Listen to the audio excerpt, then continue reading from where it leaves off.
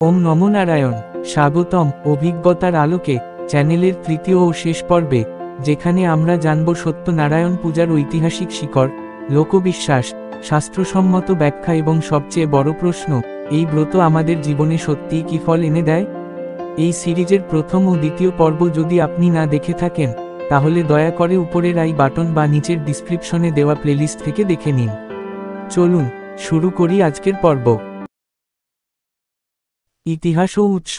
প্রশ্ন: সত্যনারায়ণ পূজার শুরু কোথা থেকে? উত্তর: এই পূজার সূচনা হিন্দু সমাজে স্কন্দ পুরাণের মাধ্যমে হয় বলে অনেকে বিশ্বাস করেন। এতে সত্যনারায়ণ নামক নারায়ণ ভগবানের এক রূপকে পূজা করার বিধান আছে। তবে ঐতিহাসিকভাবে এই পূজা মধ্যযুগে ভারতের বিভিন্ন অংশে জনপ্রিয় হয়ে ওঠে, বিশেষ করে বাঙালি, মারাঠি ও দক্ষিণ ভারতীয় সমাজে। প্রশ্ন: এই ব্রতের উল্লেখ কি কোনো পুরাণে আছে?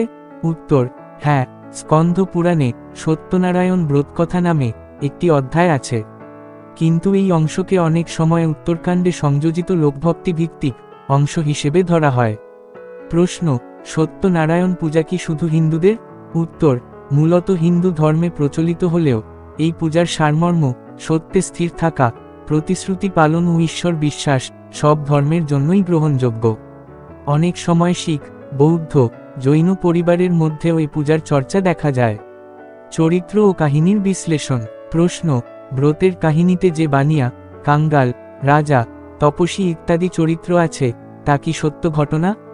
উত্তর: এগুলো নিছক কাহিনী নয়, প্রতিটি চরিত্র আমাদের জীবনের এক একটি প্রতীক। যেমন বানিয়া হচ্ছে ব্যবসায়িক লোভ, কাঙ্গাল হচ্ছে অসহায়ত্ব, রাজা হলো অহংকারের প্রতীক, আর তপস্বী প্রতীক পরিশুদ্ধির। এই গল্পগুলো সত্য না হলেও শিক্ষণীয়। প্রশ্ন: সত্যনারায়ণ পূজা কি শুদ্ধ উচ্চারণ ছাড়া করা যায়? উত্তর: অবশ্যই যায়। ঈশ্বর তো ভক্তির ভাষা বোঝেন, সংস্কৃত না জানলে সাধারণ বাংলাতেও পাঠ করতে পারেন। তবে মনোযোগ, শ্রদ্ধা ও বিশ্বাস থাকতে হবে। প্রশ্ন: সত্যনারায়ণ পূজার মাধ্যমে কি ভাগ্য ফেরে?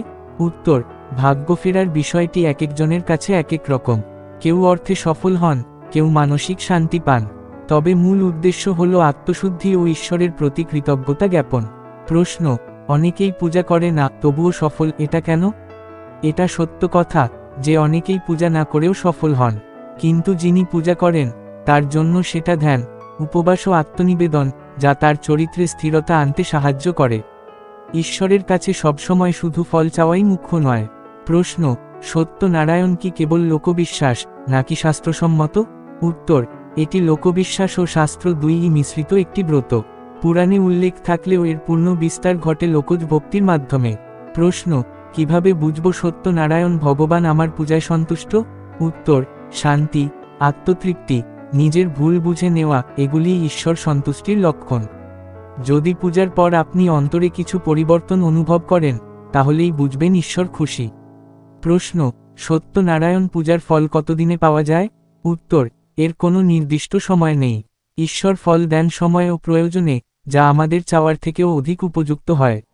আপনি যদি সত্যনারায়ণ পূজা করেন বা করতে চান, তাহলে এই 3টি পর্বই আপনার জন্য গাইডলাইন হিসেবে কাজ করবে।